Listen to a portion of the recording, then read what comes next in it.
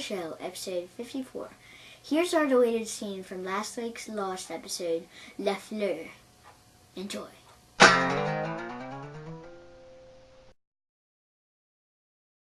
I'm Richard Alpert. I don't age. Ever. I'm Jim LaFleur. That means flower. I walked right through your death fence. Ha! Nothing. I'm from the future.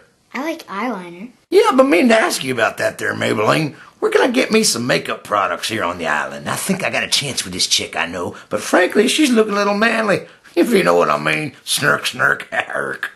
I can't tell you. It's a secret. Damn, mother's always keeping secrets. Well, guess what there, Esty Lauder? I know where you hid the bomb. I can't tell you. I know your future leader is Baldylocks. I won't tell you. I know who won American Idol in 2008. Okay, I'll tell you.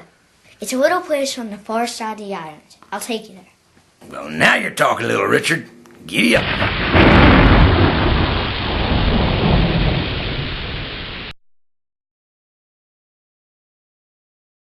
Jim, now that we're good buddies, I gotta ask you something. Is 3 years long enough to get over somebody?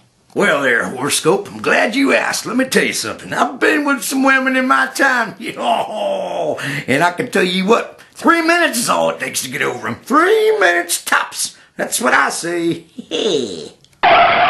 They're here. Hurley. Oh, Jack. Freckles.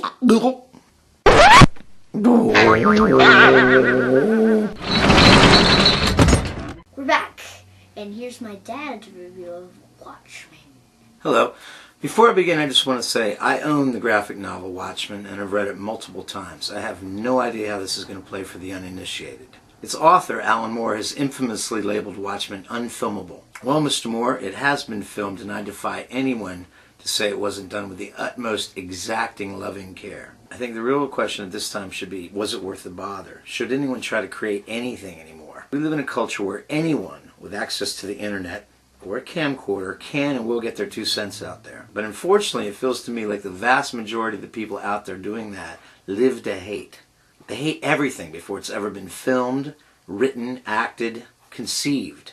I remember a year ago reading all the hatred on the internet for Heath Ledger's Joker before any footage had ever been screened.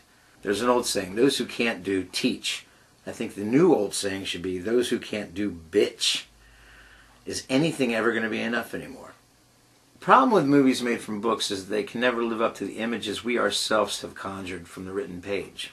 But in this case, the imagery was all right there. And I, for one, think it's astounding in its fidelity to the source material. And Jackie Earle Haley is Rorschach. And he scares me. However, I do have one single biggest complaint, and that is that the actor and the makeup for Richard Nixon are just god-awful. It would have been better off just slapping the Richard Nixon mask from Point Break on the guy, rather than that terrible giant rubber dildo they used for a nose.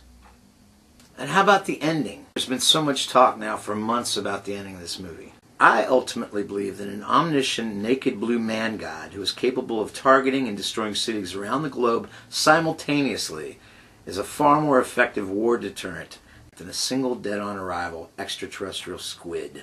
Is this the best possible version of Watchmen? Some people are already complaining that it's far too long. Fans are complaining it's far too short. We've left out this, we left out that. What we know is that Zack Snyder filmed a lot more than what we've seen.